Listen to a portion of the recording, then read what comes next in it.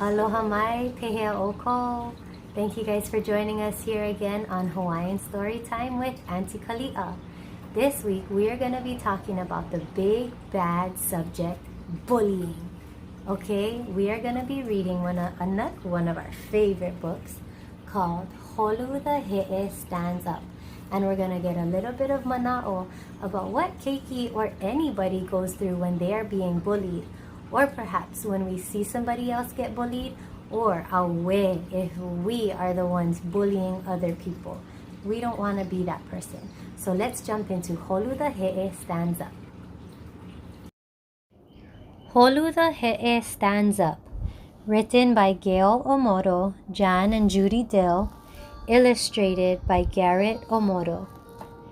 And a message from the authors: we honor all those who have stood up and said no more to bullying. This story is lovingly dedicated to you.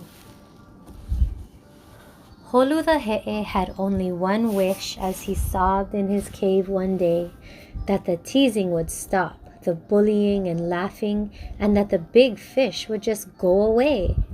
You see, it had happened the same way for the last 26 days since the big fish had come on the scene. Once he saw Holu, he bullied and teased him. Holu had never known anyone so mean. He teased Holu because he was different. He teased Holu because he was shy. And when Holu hid in his dark black ink, the big fish made him cry.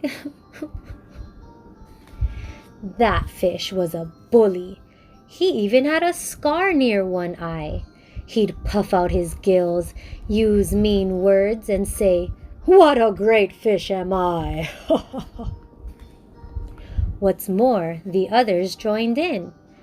"Holu, you're such a scaredy cat. Why are you always hiding from us? Why don't you ever fight back?" Holu's friends just watched. They didn't know what to do. They knew they should try to help him, but they didn't want to get picked on too.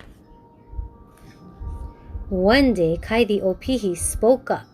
"We've got to save Holu," he cried. "Let's ask Tutu He'e for help. We need to be on Holu's side." Tutu He'e came right away, and he saw a very sad sight. There in his cave, Holu whimpered softly. Tutu knew something was not right. "It's okay, Holu. I know you can't speak now. Don't worry, I understand."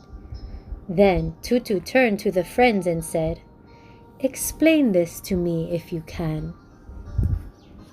"You see," said Kai, "there's this really big fish. He just showed up in our part of the sea. He picks on Holu every single day. He's a bully, as mean as can be." "And what do you do when this happens?" asked Tutu. "Do you tell him to stop? Go away?" "Well, no," said his friends. "We're too afraid of him. So we hide or we run. We don't stay." "Nonsense," said Tutu. "You mustn't run. Face the big fish. Help your friend. When you stand up for someone who can't do it himself, you can make the bullying end." The very next day, his friends were ready to stand up for Holu, all four.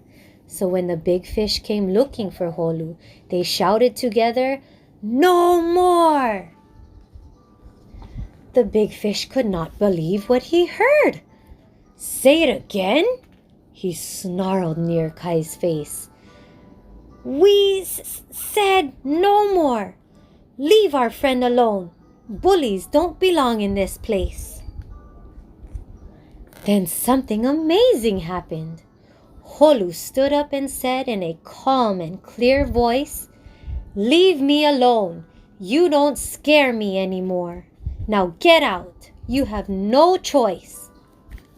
The big fish's eyes grew wide in surprise, and he turned and swam far from that place.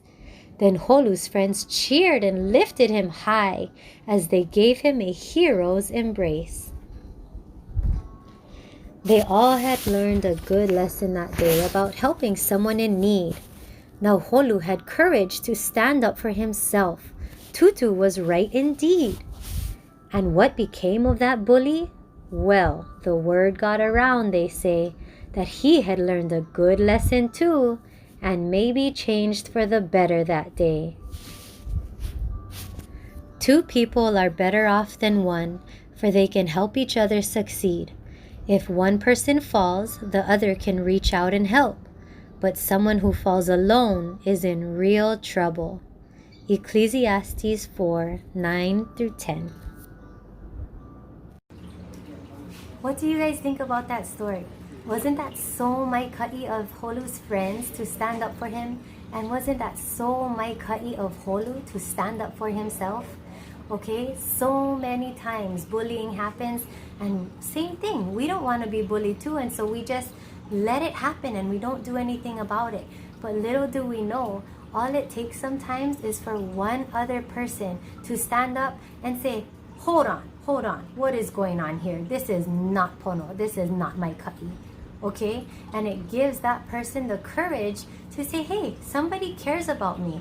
I don't have to let this other person, this bully, talk to me like that and make me feel junk and make me feel bad about myself. Okay, we have the power to choose our words. We have the power to lift people up, and we have the power to bring people down. Okay, and here in Hawaii we have aloha, and that's something that we can share with people all over the world. And having aloha is not bullying other people and making them feel ill and yuck and junk and maika'i ole. Okay, having aloha is bringing people up and working together and helping each other out. Okay, so whether you are 5 or 15 or 55 or 85, we have the power to make a difference, to stand up for ourselves or to stand up for other people, and to just choose the right words to make people feel good every day. Okay, you guys? I hope you guys got a good lesson from Holu the He'e Stands Up, and we hope to see you guys next time on Hawaiian Storytime with Aunty Kali'a. Aloha!